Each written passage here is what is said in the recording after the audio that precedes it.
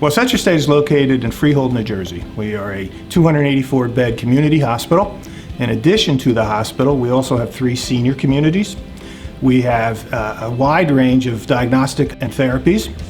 We also have an award-winning residency program with Rutgers. We produce 6 new physicians every year, primary care physicians, and we recently signed a clinical affiliation agreement with the Atlantic Health System.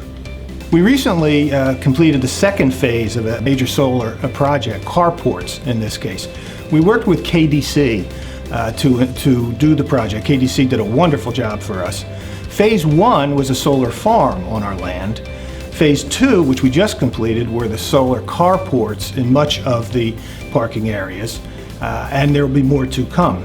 This solar initiative results in a tremendous savings. We estimate that it will be the equivalent of more than 1 million gallons of gasoline, or another way to look at it, 1,500 homes supplied by the amount of energy we're producing. One of the other benefits of the projects has been just being able to say to our employees, we care about our environment. It sends a message, it instills pride in our workers, and it instills pride in the community to know that we are a leader in the hospital field in providing solar initiative.